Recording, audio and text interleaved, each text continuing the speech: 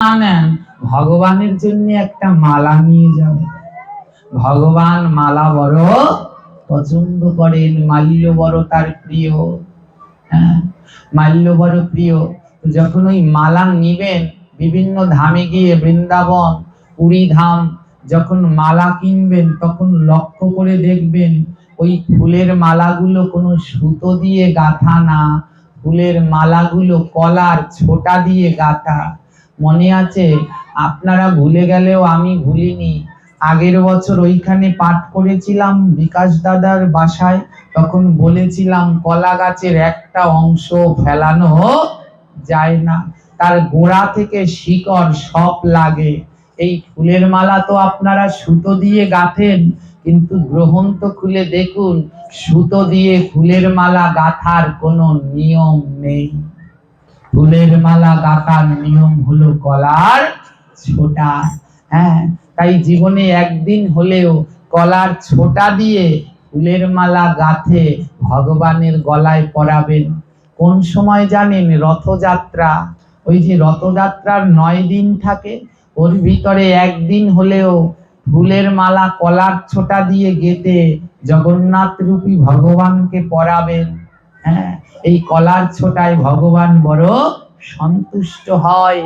আমাদের ধর্মে এই লাইলনের সুতো, কট সুতো, এই সব দিয়ে ফুলের মালা গাঁথার নিয়ম নেই। এই যে মালাটা গাঁথলেন লাইলনের সুতো, কট সুতো, এটা জলে ফেললেই কি পচে যাবে? বলুন, পচবে কি? মাটিতে এক কোনায় ফেলে রাখবেন, পচবে? পচবে না, ফুলগুলো পচে যাবে, সুতোটা ঠিক রয়ে যাবে। যখন ওখানে কোনো নিরীহ পাখিরা যাবে, দেখবেন ওই সুতোগুলো ওদের পায়ের সাথে জড়িয়ে গেছে। আমাদের সনাতন ধর্ম এমন ধর্ম, একটা পাখির কথাও ভাবে। যদি কলার ছোটা দিয়ে মালাটা গাঁথে, ওটা কি থাকবে? ওটা দেখবেন ফুলের মতোই পচে মাটির সাথে মিশে যাচ্ছে। কত পরিবেশ বান্ধব এই ধর্ম। হ্যাঁ, প্রসাদ পায়, এখন তো প্রসাদ এখন পাওয়া যায় না। হ্যাঁ, ওয়ান টাইম, এই যে ওয়ান টাইমের থালা, কিন্তু এই থালায় কি আদৌ প্রসাদ পাওয়ার নিয়ম? প্রসাদ পাওয়া কিসে? কলা পাতায়। হ্যাঁ, এখনো যারা বৈষ্ণব সেবা দেন, শুনে যান, দুটো কথা বলি। বৈষ্ণব সেবা দিলে একজন ভক্তকে হলেও কলা পাতায় প্রসাদ পাওয়াতে হয়। একজন হলেও কলা পাতায় প্রসাদ পাওয়াতে হয়। কলা পাতায় প্রসাদ না পাওয়ালে কোনোদিন বৈষ্ণব সেবা হয় না, কোনোদিন বৈষ্ণব সেবা হয় না। এইখানে এই যে গোপালের কথা বললাম না, জানেন ওর একটা কৃপা আছে। হ্যাঁ, আমাদের দক্ষিণবঙ্গের একজন নামকরা মহাত্মা, এর নাম হলো অনিল বাবাজি, ভোলার অনিল বাবাজি। হ্যাঁ, এই অনিল বাবাজি ওদের গৃহে আসতো। অমন মহাত্মা তো, আমরা দাঁত থাকতে দাঁতের মর্মতা বুঝি না, যেই দিন দাঁত না থাকে সেই দিন বুঝি। এখানে অনেকেই আছেন, এই আঙিনায় বোধহয় তিনি পাঠ করেছিলেন অনিল বাবাজি। তিনি যে কত বড় মহাত্মা ছিল জানেন না। এই অনিল বাবাজির এক শিষ্য ছিলেন। হ্যাঁ, এক শিষ্য ছিলেন বৈষ্ণব সেবা দেবে। হ্যাঁ, বৈষ্ণব সেবা দেবে। তো বৈষ্ণব সেবা দেবে বলে চাল ডাল সব কিছু এনেছে। বাবাজি আসবে, বৈষ্ণব সেবা দেবে, চাল ডাল তরি তরকারি সব এনেছে, কলার পাতা, হ্যাঁ, চাল ডাল মশলাপাতি সব এনেছে। কাঁচা বাজার আনা হয়নি আগের দিনে, কিন্তু এখন যেমন বাজার করে আগের দিন, কিন্তু আগের সময় বৈষ্ণব সেবা দিলে যেই দিন বৈষ্ণব সেবা সেই দিনই বাজার করে আন। হ্যাঁ, তো ওই অনিল বাবাজির এক শিষ্য বৈষ্ণব সেবা দেবে, সব বাজার করেছে আগের দিন, কলা পাতা কেটেছে, চাল ডাল সব মশলাপাতি এনেছে, শুধু শাকসবজিটা আনেনি, ওটা পরের দিন সকালবেলা আনবে। হঠাৎ করে বাবাজি বলছে, দেখ আমার জরুরি কাজ আছে, আমার এখনই যেতে হবে, কাল তোর বাড়িতে বৈষ্ণব সেবা হবে না। গুরুদেব কালকে বৈষ্ণব সেবা দেবে। হ্যাঁ, শিষ্য সব কিনেছে, আজকে রাত্রে গুরুদেব বলছে না, কালকে হবে না, আরেকদিন। হ্যাঁ, তো শিষ্য বলছে, ও গুরুদেব আমি সব আয়োজন করেছি, আমি কলা পাতা পর্যন্ত কাটছি, ভক্তদের প্রসাদ পাওয়াবো, কলা পাতা পর্যন্ত কাটছি। কাল বৈষ্ণব সেবা হবে না, আমি কি করব? গুরুদেব বলল যত্ন করে রেখে দে, আমি পরের বার যখন আসব এই দিয়েই বৈষ্ণব সেবা হবে। হ্যাঁ, এর জন্য বললেন সত্য জ্ঞানে গুরু বাক্য যাহার অবিশ্বাস, অবশ্য তাহার হয় ব্রজ ভূমে বাস। তার সেই শিষ্য, গুরুদেব বললেন যত্ন করে রেখে দে, তার সেই শিষ্য বাজার করা চাল ডাল মরিচ পাতি সব যত্ন করে রেখে দিলেন, পরের বার যখন গুরুদেব আসবে তখন বৈষ্ণব সেবা দেবে। চাল ডাল তো রাখলেন, আর ভক্তদের প্রসাদ পাওয়ার জন্য কি ওয়ান টাইমের থালা এনেছিল? জোরে বলবেন। হ্যাঁ, আজকে বাবাজি বলছে বাবাজি বাজারে ওয়ান টাইমের থালা নাই। হ্যাঁ, তো এখন তো ওয়ান টাইমের থালা, এ যদি 6 মাস পরেও বৈষ্ণব সেবা দেন নষ্ট হবে? আর সেই ভক্ত এনেছিল কি? কলা পাতা। গুরুদেব বলছে যা এনেছিস যত্ন করে রেখে দে, যখন আসবো ওই দিয়েই বৈষ্ণব সেবা। শিষ্যের মনে গুরুর প্রতি এমন বিশ্বাস, সেই কাঁচা কলা পাতা কেটে, হ্যাঁ, এই ঘটনা হলো। হ্যাঁ, ওটাকে কি বলে, কোথায় যেন আমরা সেই গেলাম, ওটা হলো গিয়ে নদীর ওপার, গলাচিপা থেকে নদীর ওপার কি যেন একটা চর, হ্যাঁ কি যেন একটা চর বলে, হ্যাঁ রাঙাবালি না, এটা কি যেন চর আছে ওখানে, ওখানে তার অনেক শিষ্য আছে, ওখানে তার একটা মন্দির আছে। হ্যাঁ, ভুলে গেছি সেই জায়গাটার নাম। হ্যাঁ, কাজলের মমতাজ না কিসের চর যেন, হ্যাঁ চর কাজল, চর কাজল, চর কাজল বলে জায়গাটা। হ্যাঁ, তো শিষ্য আগিলা দিনের মানুষ, গুরুদেব বলেছে যা এনেছি সব রেখে দিবি। শিষ্য কি করলেন জানেন? গুরু বাক্য অক্ষরে অক্ষরে বিশ্বাস করে ওই কলা পাতাগুলো যে কাটছে ওগুলো সুন্দর করে বেঁধে ঘরের তক্তার উপরে উঠিয়ে থুইছে। গুরুদেব বলেছে যা এনেছি সব রেখে দিবি, আমি যখন আসবো এ দিয়ে আবার বৈষ্ণব সেবা।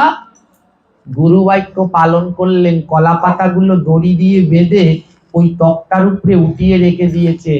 গুরুদেব 1.5 বছর পরে ওই শিষ্যের বাড়িতে আসলেন। কয় বছর পরে?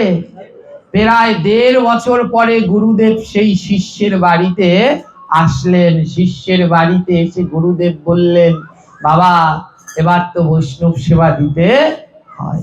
শিষ্য বলল গুরুদেব 1.5 বছরের আগের সব বাজার আমি জমা করে রেখে দিয়েছি। 1.5 বছর আগে যদি হলুদ মরিচ কিনে রেখে দেয় ভালো কি থাকে? ভালো থাকার কথা নয়। চাল কিনে রাখলে ওতে কি ধরে যাবে? পোকা ধরে যাবে। 1.5 বছর পরে গুরুদেব এসেছে, দেখুন শিষ্যের মনে গুরুর ভক্তি কেমন। এর জন্য বলে গুরুর প্রতি ভক্তি থাকা চাই। এর জন্য বলে গুরু মিলে লাখে লাখে, শিষ্য মিলে কই। গুরু হাজার হাজার পাওয়া যায় কিন্তু প্রকৃত শিষ্য পাওয়া যায় না। হ্যাঁ, কি করলেন জানেন? 1.5 বছর পরে গুরুদেব যখন আসলেন সেই চাল ডাল সব বের করলেন। শিষ্য দেখে যেমন চাল ডাল কিনেছে তেমনি আছে, তেমনি আছে। এবার এবার গুরুদেব তো আর জানে না কলা পাতা কোথায় রেখেছে, তক্তার উপরে। তা কোন জায়গায়? গরু ঘরে। গরু ঘরের তক্তার উপরে কলা পাতা উনিও তো কি করে রাখেনি, রেখে দিয়েছে। গরু ঘরের উপরে তক্তা ছিল, ওখানে রেখে দিয়েছে। এবার রান্না হচ্ছে। শিষ্য বলছে গুরুদেব আমাকে একটু আজ্ঞা দেন, আমি কলা পাতা আনি ভক্তদের প্রসাদের জন্য। গুরুদেব বলে কে কলা পাতা লাগবে কেন? কলা পাতা তো তক্তার উপরে আসে, নিয়ে আয়। কেমন গুরুদেব দেখুন, বলে কলা পাতা তক্তার উপরে আছে, যা গিয়ে নিয়ে আয়। গুরুদেব তো দেখেনি। হ্যাঁ, শিষ্যের মনে পড়েছে আরে 1.5 বছর আগে তো আমি সেই কলা পাতার মোচাটা তক্তার উপরে ফেলে রেখেছিলাম। শিষ্য বলছে গুরুদেব ও কলা পাতা 1.5 বছর আগে, 1.5 বছর আগের কলা পাতা কি এখনো ভালো থাকে? গুরুদেব বলছে দেখ ভক্তি যদি থাকে এ জগতে সবই থাকে। জানেন শিষ্য গুরুর কথা মতো 1.5 বছর আগে সেই গরুঘরের তক্তার উপরে যে কলা পাতা ফেলে রাখলেন, শিষ্য গেলেন সেখানে, গিয়ে কলা পাতার সেই মোড়ানো, মুড়িয়ে যে রেখেছে, অনেকগুলো একসাথে বোটে মুড়িয়ে রেখেছে, কলা পাতার সেই বান্ডিলটা নিয়ে শতেকখানিক ভক্ত, উঠানের মধ্যে শতেকখানিক ভক্ত সেই মোড়ানো বান্ডিলটা নিয়ে ভক্তদের কাছে আসলেন। উপরের পাতাগুলো সব শুকিয়ে কালো হয়ে গেছে। শিষ্য এসে বলছে, গুরুদেব এ পাতা তো শুকিয়ে গেছে, এতে তো ভক্তদের প্রসাদ দেয়া সম্ভব। গুরুদেব বলে, পাতাটার বান্ডিলটা তো খোল। ওমা, যেই না উপরের সুতোটা ছিঁড়ল, ওই উপরের পাতাটাই শুধু শুকিয়েছে, আর ভিতরের সব পাতা যেমন ছিল তেমনই রয়েছে, যেমন ছিল তেমনই রয়েছে। এই হলো সদ্গুরু। তাই আমি ভাবছি যে এই গুরু যখন ওদের ঘরে ছিল, তারই কৃপা আশীর্বাদ ওর ভিতরে কিছুটা রয়েছে, যার জন্যও এত ছোট বয়সেও ধীরে ধীরে আগাচ্ছে। প্রভুর কাছে প্রার্থনা, ওর ভক্তি এমনি করে দিন দিন বাড়ুক। এই কলা পাতা ছাড়া বৈষ্ণব সেবা হয় না। বৈষ্ণব সেবা দিতে গেলে একটা হলেও কলা পাতায় একজন হলেও কেউ প্রসাদ পাওয়াতে হয়। আর ভগবানকে যে মালা গেঁথে দিতে হয়, তাতে কলার ছোটা, মানে কলার ছোটা ছিঁড়ে ওই সুতো দিয়ে মালা গাঁথতে হয়। এই কলা গাছের সম্পূর্ণই শুদ্ধ, এর কোনো জায়গায় অশুদ্ধ নেই। এখন তো আমরা জামা কাপড় ধুই সাবান দিয়ে, ছোটা দিয়ে, আর আগের দিনের মানুষ জামা কাপড় ধুতো কি দিয়ে? কলা গাছের পাতা পুড়িয়ে সেই ছাই দিয়ে। ওই যে সাবান ছোটা দিয়ে এই যে জামা কাপড় ধোয়া, এ পবিত্র না, এ অপবিত্র। কারণ সাবান ছোটা, ওই হুইলের গুঁড়া, ওগুলো তৈরি করা হয় গোমাংসের চর্বি দিয়ে। দেখুন সাবান কি দিয়ে তৈরি হয়, দেখুন মোবাইলে সার্চ দিয়ে, গরুর চর্বি দিয়ে। যা দিয়ে ধুয়ে পবিত্র করছে, নতো আরো অপবিত্র হচ্ছে। আগের দিনেই ঠিক ছিল, তখন সেই কলা পাতার ছাই দিয়েই জামা কাপড় ধোয়া হতো। তাই তখন শান্তি ছিল, এখন আর শান্তি নেই। জয়নি তাই। তো ওই পুরী জগন্নাথ মন্দিরে ধ্যান দিয়ে শুনবেন, পুরী জগন্নাথ মন্দিরে এক শুদ্ধ ভক্ত থাকতেন। সেই ভক্তের নাম ছিল রঘুদাস। রঘুদাস বলে একজন শুদ্ধ ভক্ত। রঘুদাস ছিল বাঙালি, সহজ সরল, অত প্যাচগোছ সে বোঝে না। বাংলা থেকে রঘুদাস গেলেন পুরীর জগন্নাথ মন্দিরে। পুরীর জগন্নাথ দেবের এত মায়া, জগন্নাথ দেবের এত দয়া, কল্পনা করতে পারবেন না। তাই কলিযুগে জগন্নাথ হলো সাক্ষাৎ। ঘরে যেন অন্তত ঠাকুর ঘরে যেন জগন্নাথের একটা চিত্রপট থাকে। আপনারা কেউ রথযাত্রায় গিয়েছেন? রথযাত্রায় গিয়েছেন? রথে গেলে একটা ফল নিয়ে যেতে হয়, ফলটার নাম জানে? কি ফল নিয়ে যেতে হয়? কাঁঠাল জগন্নাথের প্রিয়। আরো কাঁঠাল ছাড়া আরো কটা ফল আছে, কিন্তু তার থেকে একটা ফল জগন্নাথের বড় প্রিয়।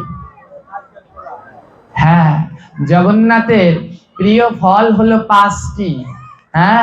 কাঁঠাল, আম, নারিকেল, কলা, হরতকি। তো হরতকি ভগবানের অত্যন্ত প্রিয়। কালকে আপনাদের বলেছিলাম হরতকির কথা। তো জগন্নাথের এই প্রিয় ফলের ভিতরে কাঁঠাল, আম। কিন্তু জগন্নাথের রথযাত্রা আসলে কিন্তু কাঁঠাল আমের নাম ওঠে না, কি ওঠে? কলা। রথ দেখাও হলো, কলা বেচাও হলো। জগন্নাথের প্রিয় ফল হলো কি? এই কলা। জানেন ভক্তের ভক্তিতে কিনা সম্ভব, ভক্তের হৃদয়ে যদি ভক্তি থাকে কিনা সম্ভব। বাংলা থেকে এক বুড়ি গেলেন পুরীতে। পুরীতে গিয়ে বাঙালিরা হলো মাছে ভাতে বাঙালি, এরা মাছ ছাড়া কিছু বোঝে না। 4-5 দিন নিরামিষ খেলে মনে করে অনেক কিছু জয় করে ফেলেছি। হ্যাঁ, তো এরা তো এই সবসময় আমিষ পছন্দ করে। বাংলা থেকে এক বুড়িমা গেল পুরীর জগন্নাথ মন্দিরে। বুড়ির কোনো ছেলে মেয়ে নেই, বুড়িমা তো বুড়ি, বাঙালিরা তো মাছ পছন্দ করে। তো বুড়িমা জগন্নাথকে গিয়ে নিজের ছেলে ডাকলো, জগন্নাথ তুমি আমার ছেলে। বুড়িমা একদিন শুনলো যে জগন্নাথ 56 ভোগ খায়, প্রতিদিন 56 পদের তার খাবার। তো বুড়িমা বলছে, আমার ছেলে কত রাজা, প্রতিদিন 56 ভোগের খাবার খায়। হ্যাঁ, কি আনন্দ। হঠাৎ করে বুড়িমা একদিন শুনলো এই যে 56 ভোগ আছে, এর ভিতরে কোনো আমিষ আছে? সব সেই নিরামিষ। এবং কেমন নিরামিষ? হ্যাঁ, নিরামিষ বললে সাত্বিক আহার, সবগুলোই 56 ভোগ সব সাত্বিক আহার। কেমন সাত্বিক আহার? তার ভিতরে কোনো ঝাল নেই। পুরীতে যে রান্না হয়, জগন্নাথের ভোগের যে রান্না, ও রান্নার ভিতরে কোনো কাঁচা লঙ্কা, গুঁড়ো মরিচ দেওয়া হয় না, কোনো মরিচ দেওয়া হয় না, গোলমরিচ দেওয়া হয়। ওই মরিচও স্বাস্থ্যের জন্য ক্ষতিকর, গোলমরিচ স্বাস্থ্যের জন্য উপকার। হ্যাঁ, পুরীতে যখন প্রসাদ পাবেন, যখন যাবেন, দেখবেন বাঙালিদের প্রসাদের পাশে কাঁচা লঙ্কা দেয়, কারণ আমরা ওগুলো এমন মিষ্টি, সব মিষ্টি। ডাল রান্না করে, ডালও মিষ্টি, সব পদই মিষ্টি মিষ্টি। হ্যাঁ, তো এই কাঁচা লঙ্কাটা এমনি সাত্বিক আহার। হ্যাঁ, পুরীতে এই যে আমরা গোল আলু খাই 12 মাস, আলু ছাড়া আমাদের চলে না, কিন্তু জগন্নাথের ভোগে এই গোল আলু নিষিদ্ধ। হ্যাঁ, গাছ আলু 12 মাস গাছ আলু রান্না করা হয়। গাছ আলু স্বাস্থ্যের জন্য উপকার, কিন্তু এই গোল আলু খাচ্ছি আর সব গোল গোল হয়ে যাচ্ছে। হ্যাঁ, তো এমন স্বাস্থ্যসম্মত খাবার হয় পুরীতে জগন্নাথের ভোগে। একদিন বুড়িমা জানলো কি, এই যে 56 ভোগ, এর ভিতরে কোনো মাছ নাই। বুড়িমা বলে কি, মাছ ছাড়া আবার কেউ থাকতে পারে? সে তো বাঙালি, হ্যাঁ, সে তারা মাছ ছাড়া বোঝে না। তো বুড়িমা বলছে, মাছ ছাড়া আবার কেউ থাকতে পারে? হ্যাঁ, যখন আমাকে কেউ জিজ্ঞেস করে, হ্যাঁ, অনেক আগে একবার একজনে জিজ্ঞেস করেছিল, হ্যাঁ, তো জিজ্ঞেস করছে, আপনি মাছ খান না? মাঝে মাঝে খান? আমি বলছি, না, জীবনেও খাই না, কোনো সময় খাই না। তখন ভাগবত পাঠ করতাম। হ্যাঁ, এখন ওই পাঠ করার শেষে ওই প্রণামী দিয়েছে, 3 দিন পাঠ করেছিলাম, কত টাকা যেন দিয়েছে মনে নেই। এবার উনি বলছে, হ্যাঁ, ওই যে লোক আমায় জিজ্ঞেস করছে মাছ খান না, সেই লোক বলছে, এই পাঠক কেমন কিপটার কিপটা, পাঠ করার পরে এতগুলা টাকা দিল তাও মাছ খায় না। তো ওই বাঙালিরা যেমন মাছ ছাড়া বোঝে না, বুড়িমার কি হলো, তিনি মনে মনে বলছে, হে সর্বনাশ, এই ডাটা শাক শুক্তো এই দেয় আমার ছেলেকে, একদিনও মাছ দেয় না। বুড়িমা বলছে কি, জগন্নাথ চিন্তা করিস না, আমি কালই তোর জন্য মাছ রান্না করে নিয়ে আসবো। ভগবান কি আর মাছ খায়? কিন্তু বুড়িমা তো জানে না, কোনোদিন কোনো মন্দিরে যায়নি, সাধু সঙ্গ করেনি। উনি মনে করেছে যে আমি যা ভালো খাই ভগবানও বোধহয় তাই ভালো খায়। কিন্তু বুড়িমা বলছে, আমি তোমাকে দেব কি করে? হ্যাঁ, তো এক পান্ডা ভাগবত পাঠ করছে, বুড়িমা শুনছে। শোনো, জগন্নাথ মন্দিরের চক্রের দিকে তাকিয়ে যদি কোনো ভোগ নিবেদন করা হয়, সঙ্গে সঙ্গে জগন্নাথ তা গ্রহণ করে। বুড়িমা বলে, এই তো ভালো, আমার মাছ, জগন্নাথকে মাছ দিতে মন্দিরেও যাওয়া লাগবে না, আমি মাছ আনবো আর মন্দিরের চূড়ার দিকে তাকিয়ে বলবো, নেও জগন্নাথ খাও, আর জগন্নাথ খেয়ে নেবে। বুড়িমা কি করেছে, পরের দিন সমুদ্র তো ভালো ভালো বড় চিংড়ি পাওয়া যায়, বুড়িমা বড় বড় দেখে 2টো চিংড়ি মাছ সুন্দর করে রান্না করে কলা পাতায় পেঁচিয়ে, হ্যাঁ, ওই যে কোচের মধ্যে করে নিয়ে আসছে। হ্যাঁ, বলছে, এতদিন আমার ছেলে নিরামিষ খায়, আজকে চিংড়ি মাছ খাওয়াবো। হ্যাঁ, যারা জগন্নাথ মন্দিরে পুরীতে গেছেন, এই মন্দিরে খুব কড়া নির্দেশনা। এই মন্দিরে কোনো বেল্ট পরে যাওয়া যাবে না, চামড়ার কোনো জিনিস নিয়ে যাওয়া যাবে না, কোনো বেল্ট নিতে পারবেন না, ভ্যানিটি ব্যাগ নিতে পারবেন না, মানি ব্যাগ নিতে পারবেন না, মোবাইল নিতে পারবেন না, জুতো নিতে পারবেন না, এর কোনো কিছু, এর একটা জিনিসও জগন্নাথ মন্দিরে নেওয়া যাবে না। এত কঠিন। এবং এখন কঠিনতা আরো বাড়িয়েছে। হ্যাঁ, এই যে 2 বছর আগে পাশ হয়েছে, আগে ছেলেরা প্যান্ট পরে যেতে পারতো, এখন আর সেখানে প্যান্ট পরে ঢোকাও নিষেধ। এখন ধুতি পরে জগন্নাথ মন্দিরে সে রাজা হও আর রানী হও, ধুতি না পরলে ওই মন্দিরে ঢুকতে পারবে না। এবং সনাতন ধর্ম ছাড়া অন্য কোনো ধর্মের লোক জগন্নাথ মন্দিরে ঢুকতে পারবে না। এই যে পশ্চিমবঙ্গের মুখ্যমন্ত্রী ঢুকতে পারেনি, হ্যাঁ, তাই নিজেই আবার একটা জগন্নাথ মন্দির বানাচ্ছে দীঘা। হ্যাঁ, ওই মন্দিরের এত কঠিন নিয়ম। তো কেন এই অপবিত্র জিনিসগুলো নিয়ে গেলে ভগবান আর মন্দিরের ভিতরে থাকে না, মন্দিরের ভিতরে থাকে না। তো কি হলো জানেন, এই যে দেখুন এইখানেই প্রমাণ করে দিল মন্দিরের ভিতরে অপবিত্র জিনিস নিয়ে গেলে সেখানে ভগবান থাকে।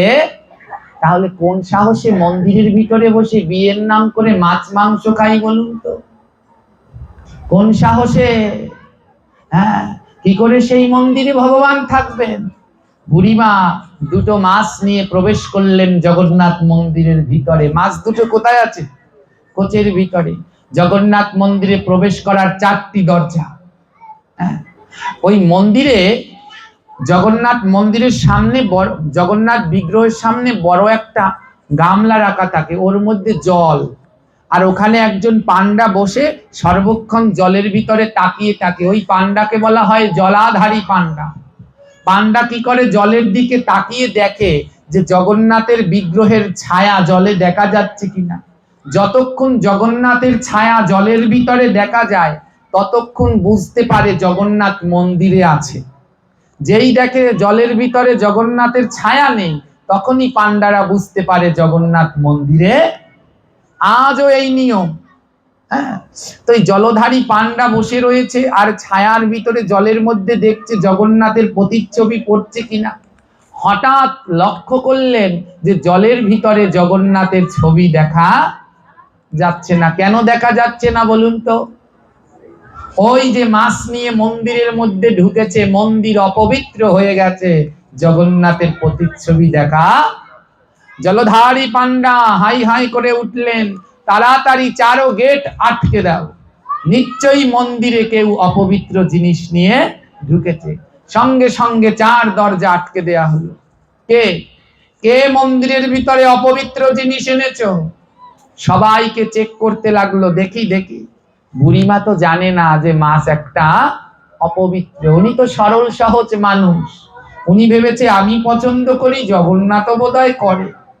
হ্যাঁ, বুড়িমা বুঝতে পারলেন যে মাছ মন্দিরে আনলে মন্দির অপবিত্র হয়, ভগবান মাছ খায় না, আনলে পরেও সেই মন্দির অপবিত্র হয়ে যায়। বুড়িমা তখন জগন্নাথের কাছে ক্ষমা চাইছে, ও জগন্নাথ, আমি বুঝতে পারিনি যে তোমার মন্দিরে মাছ আনলে মৎস্য আনলে মন্দির অপরাধ হয়ে যায়। ও জগন্নাথ, তুমি এইবারের মতো আমায় ক্ষমা করে দাও, এইবারের মতো আমায় ক্ষমা করে দাও, আমি আমার ভুল বুঝতে পারছি। ও জগন্নাথ, তোমায় আমি কথা দিচ্ছি আজকের পর থেকে আমি তোমার প্রসাদ ছাড়া অন্য কিছু গ্রহণ করব না।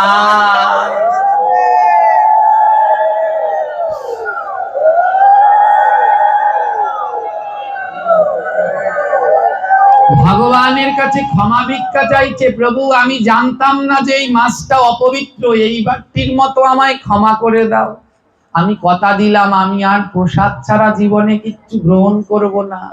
বারবার জগন্নাথকে ডাকছে আর কাঁদছে। এমন সময় পান্ডারা তল্লাশি করতে করতে বুড়িমার কাছে এসে হাজির। এই বুড়িমা, দেখি তো তোমার ভিতরে কোনো অপবিত্র জিনিস আছে কিনা। বুড়িমাকে তল্লাশি করা হলো, বুড়িমা থরথর করে কাঁপছে, কারণ অপবিত্র জিনিস কার কাছে? জোরে বলবেন, কি অপবিত্র জিনিসটা? কি কি মাছ? কটা? কিসে পেঁচানো? কোন জায়গায় রাখানো? কোচের মধ্যে রাখা। পান্ডারা খুঁজছে, খুঁজতে খুঁজতে বুড়িমার ওই কোচের ভিতরে যেই হাত দিয়েছে, বুড়িমা চোখ বন্ধ করে রয়েছে। সর্বনাশ, ওইখানেই তো চিংড়ি মাছ। আর যদি পান্ডারা পায় আজ আমাকে বলি দেবে, কোনো সন্দেহ? পান্ডারা সেই কলা পাতায় মোড়ানো চিংড়ি মাছ দুটো বের করেছে। বুড়িমা চোখ বন্ধ করে রয়েছে, বলে তাকাবো না, মারলে চোখ মারে, চোখ বন্ধ অবস্থায় মেরে ফেলো, চোখ আর খুলবো না। পান্ডারা সেই কলা পাতাটা খুললেন, খুলে আবার বুড়িমার পায়ের কাছেই রেখে গেলেন। কিছুক্ষণ পর বুড়িমা শুনতে পাচ্ছে, ও বুড়িমা, বুড়িমা একটা ডাক শুনতে পাচ্ছে, ও বুড়িমা, বুড়িমা চোখ খোলো। বুড়িমা বলছে, ও পান্ডা, আমি চোখ খুলবো না, আমি জানি চোখ খুললেই আমাকে মেরে ফেলবে। যেই আওয়াজটায় ডাকছে সেই আওয়াজটা বলল, বুড়িমা আমি পান্ডা নয়, আমি তোমার ছেলে জগন্নাথ, আমি জগন্নাথ ডাকছি, বুড়িমা চোখ খোলো, দেখুন আমার গোবিন্দের কি দয়া। বুড়িমা বলছে, তুমি পান্ডা নও, জগন্নাথ ডাকছো, আমার ছেলে জগন্নাথ। বুড়িমা চোখ খুলে তাকিয়ে দেখলেন সত্যি, হ্যাঁ, ওই চূড়া, মন্দিরের চূড়া, সেই চূড়ার ভিতরে বিরাট আকারে জগন্নাথ, হ্যাঁ, প্রকট হয়েছেন। বিশাল বড় তার মস্তক, বিশাল বড় তার হাত। বুড়িমা দেখে সাক্ষাৎ জগন্নাথকে দেখা যাচ্ছে। বুড়িমা তাকিয়ে তাকিয়ে দেখছে, আর বুড়িমা বলছে, ও জগন্নাথ, আমি তো বুঝতে পারিনি, আমি অপরাধ করেছি, আমায় ক্ষমা করে দাও। ভগবান বলল, শোনো, এ জগতে যারা নিজের ভুল বুঝতে পারে ক্ষমা চায়, আমি ভগবান তাদের সর্বদাই ক্ষমা করি। কিন্তু যারা নিজের ভুল বুঝতে পেরে ক্ষমা চায় না, তাদেরকে আমি নরকে জ্বালিয়ে জ্বালিয়ে জ্বালিয়ে মারি। বুড়িমা বলল, জগন্নাথ, আমি তো ভুল করে চিংড়ি মাছ এনে ফেলেছি। হ্যাঁ, জগন্নাথ বলছে, কই দেখি দেখি তোমার চিংড়ি মাছ, কই দেখি। বুড়িমা যখন সেই পান্ডার হাতের দিকে তাকালেন, কলা পাতায় মোড়ানো ছিল দুটো চিংড়ি মাছ। বুড়িমা যখন সেই হাতের দিকে তাকালেন, দেখে চিংড়ি মাছ দুটো দুটো কলায় পরিণত হয়ে গেছে, দুটো কলা হয়ে গেছে, দুটো সবরি কলা হয়ে গেছে। ওখানে চিংড়ি মাছ নেই, দুটো সবরি কলা। জগন্নাথ বলছে, বুড়িমা দাও দাও, আমার সব থেকে প্রিয় ফল, আমাকে ওই কলা দাও। হাত বাড়িয়ে নিয়ে জগন্নাথ সেই কলা গ্রহণ করছে। ভক্তের ভক্তিতে সেই আনা মৎস্য হয়ে গেল ফল। কখন যদি নিজের ভুল বুঝতে পেরে সর্বস্ব গোবিন্দের চরণে সমর্পণ করেন, সবাই তাকিয়ে দেখলো, আহা কি অপূর্ব। বুড়িমা গড়াগড়ি দিয়ে কাঁদছে, আর পান্ডাদেরকে বলছে, ও পান্ডা, তোমরা যেই পাপীটাকে খুঁজছো, আমি হলাম সেই পাপী। জানো আমি কেমন পাপী? আমি মাছ এনেছিলাম জগন্নাথের জন্য। পান্ডারা লুটিয়ে পড়ে বলছে, বুড়িমা আপনার ভক্তি এমন, আপনার ভক্তির ফলে আপনার মৎস্য কলা হয়ে গেছে, সাক্ষাৎ জগতের নাথ জগন্নাথ গ্রহণ করেছেন।